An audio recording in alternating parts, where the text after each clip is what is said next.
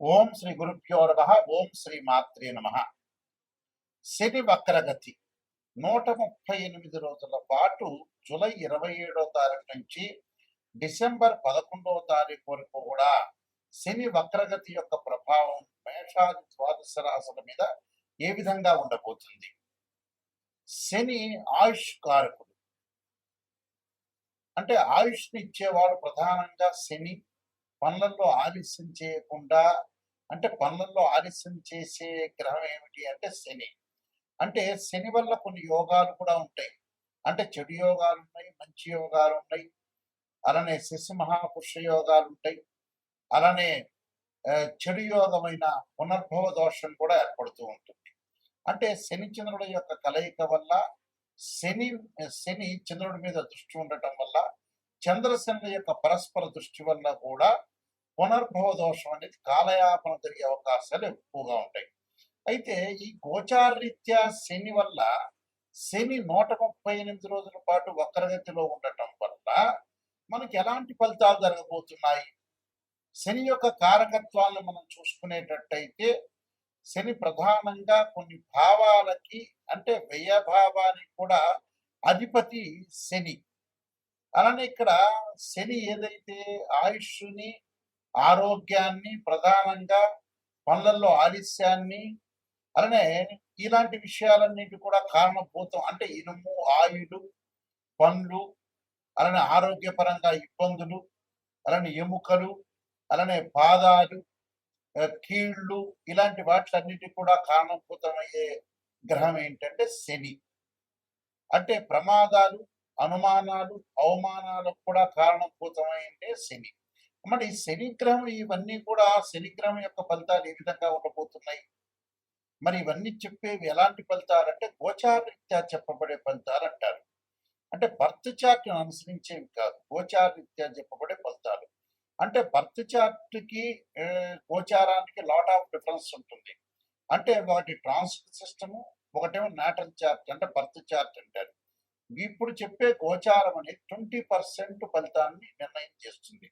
అందులో మన ఈ 138 రోజుల పాటు శని యొక్క ప్రభావం ఏంటి, వృత్తి, ఉద్యోగ, వ్యాపార రంగాల్లో ఏ విధంగా ఉండాలి, వివాహపరంగా ఏ విధంగా ఉండాలి, ప్రమాదాలు, ఇళ్ళు కొనుగోలు చేయటం, వస్తువులు కొనుగోలు చేయటం, అలానే ఆరోగ్యపరంగా ఎలాంటి ఇబ్బందులు కలగబోతున్నాయి, కోర్టు సమస్యలు ఏ విధంగా ఉండబోతున్నాయి, సంతానపరంగా సమస్యలు ఏ విధంగా ఉండబోతున్నాయి అని చెప్పగలిగేది శని యొక్క ప్రభావం కూడా అన్ని స్థానాల మీద. అంటే ఏ భావం, ఏ భావాధిపతి ఉంటుందో ఆ భావాధిపతి మీద కూడా శని యొక్క ప్రభావం, దృష్టి అనేది ఉంటుంటుంది సహజంగా. ఎందుకంటే మకర కుంభ రాశ్యాధిపతులకు శని అయ్యాడు.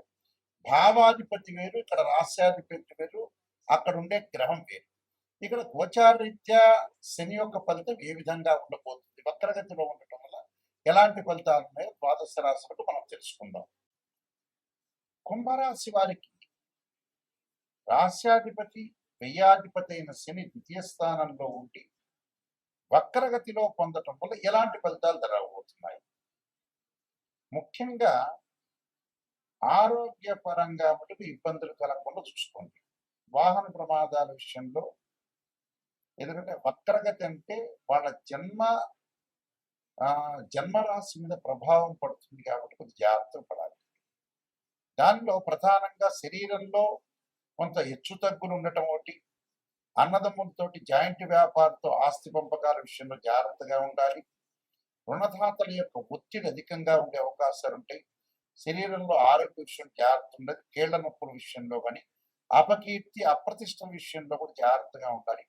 దిగువన ఉన్న వారి వల్ల కొన్ని ఇబ్బందులు కలిగే సూచనలు ఎక్కువగా ఉంటాయి. అంటే ఫైనాన్షియల్ పరంగా కూడా కొంత జాగ్రత్తగా ఉండాల్సిన అవసరం ఉంది. అంటే డబ్బులు రాబడి రావటం తగ్గిపోతుంది. రుణదాతల యొక్క రుణాలు మనం ఎవరికైతే తీసుకున్నామో వాళ్ళ యొక్క ఒత్తిడి బాగా పెరగటం ఒకటి. ఉద్యోగ పరంగా, వ్యాపార పరంగా కూడా సహచరులతోటి ఎవరైతే కొలీగ్స్ ఉంటారో వాళ్ళతో కొన్ని గొడవలు జరిగే అవకాశాలు, బంధుమిత్రులతో కలహాలు జరిగే అవకాశాలు ఉంటాయి. కాబట్టి అవన్నీ జరగకుండా జాగ్రత్త వహించండి.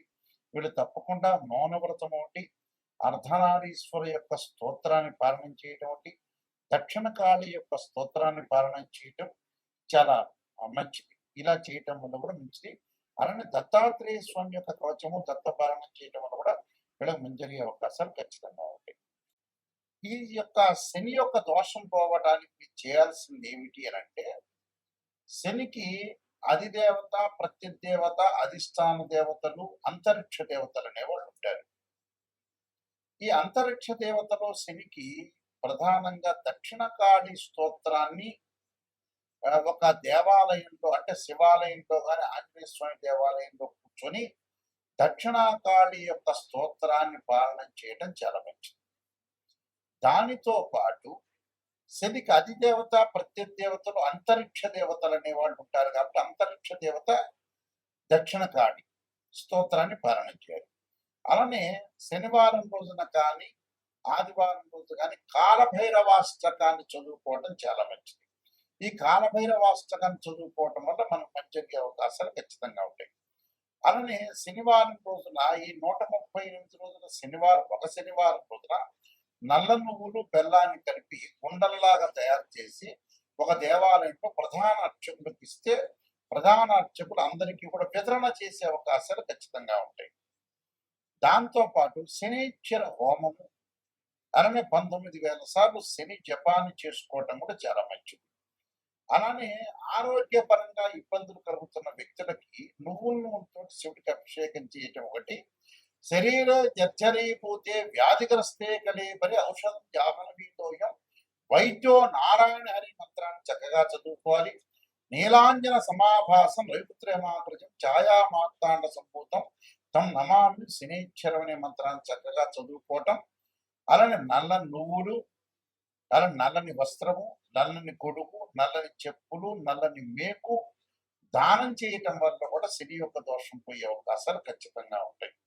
కాబట్టి తప్పకుండా ఈ శని యొక్క పరిహారాలు చేసుకుని ముందుకు వెళ్ళాలి. దాంతో పాటు ఇవన్నీ కూడా గోచారరీత్యా చెప్పబడే ఫలితాలు అంటారు. గోచారం ఎప్పుడూ కూడా ఈ 138 రోజుల పాటు వృత్తిపరంగా ఎలా ఉంటుంది, ఉద్యోగపరంగా ఎలా ఉంటుంది, వ్యాపార పరంగా ఎలా ఉంటుంది, ఎలాంటి నిర్ణయాలు తీసుకోవాలి, ఎలాంటి నిర్ణయాలు తీసుకుంటే మనకు మంచి జరుగుతుంటుంది, ఎలాంటి చెడు ఫలితాలను మనం ఎలా ఓవర్కమ్ చేస్తాం అనేది తెలుసుకోవాలి. అలానే విద్యార్థులకు ఎలా ఉండబోతుంది, మరి విద్యార్థులు ఎలాంటి నిర్ణయాలు తీసుకోవాలి, స్త్రీలు ఎలాంటి నిర్ణయాలు తీసుకోవాలి, కోర్టు సమస్యలు ఏంటి, భూములు, రైతులు, పొలాలు కొనుగోలు చేయటం, అలానే కోర్టు సమస్యలు రాకుండా, పోలీస్ స్టేషన్ సమస్యలు రాకుండా ఎలాంటి తగు జాగ్రత్తలు తీసుకోవాలి. గోచారం అంటే ఏంటంటే ఎలాంటి నిర్ణయం తీసుకోవాలి, ఎలాంటి జాగ్రత్తలు తీసుకోవాలి, ఎలాంటి జాగ్రత్తలను మనం ఓవర్కమ్ చేయాలి, ప్రొఫెషన్ పరంగా ఏ విధంగా ఉండబోతుంది, బిజినెస్ లో ఎవరిని నమ్మాలి, నమ్మకూడదు అనే జాగ్రత్తలు ఈ 138 రోజుల పాటు సూచనలు చేసేదే గోచారం అంటారు. గోచారానికి బర్త్ చార్ట్ కి lot of difference. Birth chart అంటే ఏంటంటే 80% name, date of birth, time, place of birth తీసుకుని మ్యాథమెటికల్ క్యాల్కులేషన్ వేసి 16 లగ్న కుండల్ని మనం చూసుకున్న తర్వాత దాన్ని ఆ 16 లగ్న కుండలని దశలు, అంతర్దశలు, సూక్ష్మ దశలు, ప్రాణ దశల్ని మనం అనాలిసిస్ చేసి అలానే వివాహపరంగా ఏ విధంగా ఉండబోతుంది, ఎప్పుడు వివాహం జరగబోతుంది, ఉద్యోగపరంగా ఎలా ఉండబోతుంది, ఫైనాన్షియల్ పరంగా ఎకనామిక్ గ్రోత్ ఎలా ఉండబోతుంది, లైఫ్ ని ఎలా ఎన్హాన్స్ చేసుకోవాలి, వివాహం ఎప్పుడు అవుతుంది, వైఫ్ అండ్ హస్బెండ్ రిలేషన్ ఏ విధంగా ఉండబోతుంది, మన జీవితంలో ఎలాంటి నిర్ణయాలు తీసుకోవాలి, ఎప్పుడు బాగుంటుంది, ఏ దశలు కలిసి వస్తాయి, ఏ దశలు కలిసి రాదు, సంతాన సమస్యలు ఏంటి, సంతానం గురించి ఏంటి అంటే ఓవరాల్ గా ప్రతి విషయం కూడా బర్త్ చార్ట్ ద్వారా లైఫ్ లాంగ్ యొక్క ప్రొడక్షన్ అనేది వస్తుంది. దీనికి ఏమిటి, ద్వాదశ భావాధిపతులు వేరు, రాస్యాధిపతులు వేరు. ఎక్కడైతే ఆ గడిలో ఆ రాశిచక్రంలో మేషాది రాశుల్లో ఎక్కడెక్కడ ఏ గ్రహం ఉంది అంటే భావాధిపతులు అంటే ఏంటంటే ఓనర్, ఇంటి ఓనర్. రాస్యాధిపతి అంటే బిల్డర్, ఆ ఇల్లు కట్టించిన వాడు. అలానే ఇక్కడ ఆ గ్రహం ఏ ఏ స్థానాల్లో ఉందో ఆ స్థానాన్ని టెనెంట్ అంటారు, అంటే అద్దెకున్న వాళ్ళు అని అర్థం. అలాగా దాని యొక్క దృష్టి ఏంటి అంటే భావాధిపతులు అంటే ఏంటంటే ఎవరైతే జన్మలగ్నంలో జన్మిస్తారో ఆ లగ్నానికి అధిపతి ఎవరంటే తనుభావం అంటారు. తనుభావానికి రవి అధిపతి, ద్వితీయ భావానికి గురువు, తృతీయ భావానికి బుధుడు, చతుర్థ భావానికి ఇక్కడ చంద్రుడు బుధుడు పంచమ భావాన్ని కుజుడని, అంటే పంచమ భావానికి గురువు అని, అలానే షష్టమ భావానికి కుజుడని, అంటే షష్టమ భావానికి కుజుడు శని, పంచమ భావానికి వచ్చేటప్పుడు గురువు, చతుర్థ భావానికి చంద్రుడు బుధుడు, ఇవి భావాధిపతులు. అలానే వ్యయాధిపతి శని. అంటే మనం ప్రతిదీ కూడా భావాధిపతులే కాకుండా రాస్యాధిపతులు, ఆయా గ్రహాలు ఏ రాసుల్లో ఉన్నాయో కూడా మనం చూసుకొని ముందుకు వెళ్ళాలి. ఒక వివాహం కాలేదు అంటే ఒక మనిషికి రాశిచక్రము, నవాంశము, భావచక్రము, దశలు, అంతర్దశలు, వృత్తిపరంగా ఫైనాన్షియల్ పరంగా డెవలప్మెంట్ లేదు అంటే రాశిచక్రము, దశమాంశము, భావచక్రము, దశలు, అంతర్దశలు చూడాలి.